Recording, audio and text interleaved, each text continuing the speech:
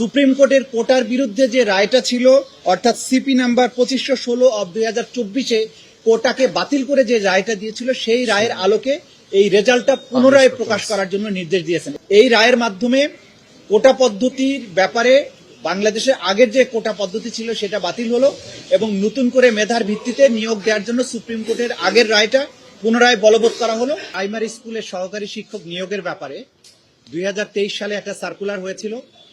সেই সার্কুলার অনুযায়ী তখনকার সময় বিদ্যমান যে কোটা পদ্ধতি ছিল সেখানে 84% কোটার ভিত্তিতে নিয়োগ হয়েছিল এবং সেটাকে চ্যালেঞ্জ করে 151 জন রিট পিটিশনার হাইকোর্ট ডিভিশনে মামলা করেছিলেন যে জুলাই বিপ্লবের পরে সুপ্রিম কোর্টের যেহেতু একটা জাজমেন্ট হয়েছে যে সেখানে মেধার ভিত্তিতে নিয়োগটা হবে এবং মেধা হবে 93% তার ভিত্তিতে নিয়োগ হওয়া উচিত। এই মামলার ভিত্তিতে হাইকোর্ট ডিভিশন ওই নিয়োগটাকে অবৈধ ঘোষণা করে 151 জনকে নিয়োগ দেওয়ার জন্য নির্দেশ দিয়েছিলেন। সেই রায়কে চ্যালেঞ্জ করে বাংলাদেশের সরকার সুপ্রিম কোর্টে আপিল দায়ের করেছিলেন। সেই আপিলটা আজকে শুনানি অন্তে চূড়ান্ত রায় হয়েছে। অ্যাপিলেট ডিভিশন সেই রায়ে 3টি অবজারভেশন দিয়ে আপিলটিকে নিষ্পত্তি করেছেন।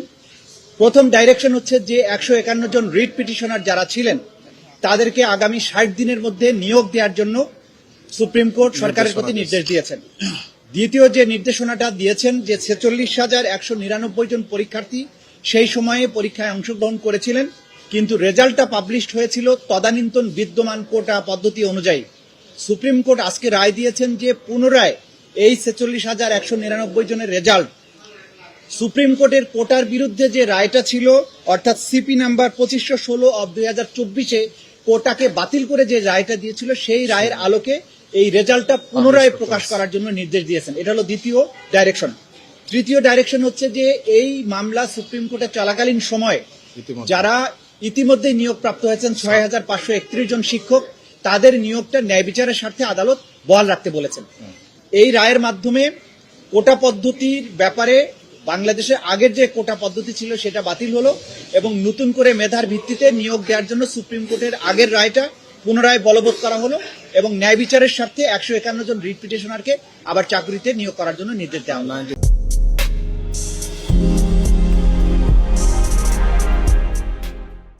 সেই জন্যই পুরো রেজাল্টটাকে মেধার ভিত্তিতে সুপ্রিম কোর্টের রায়ের ভিত্তিতে পুনরায় পাবলিশ করার জন্য মেধার ভিত্তিতে পাবলিশ করার জন্য নির্দেশনা দিয়েছেন। 151 জন মামলা করেছিলেন তাদের প্লিটাই ছিল যে তারা মেধার ভিত্তিতেই নিয়োগ প্রাপ্ত হবার যোগ্য।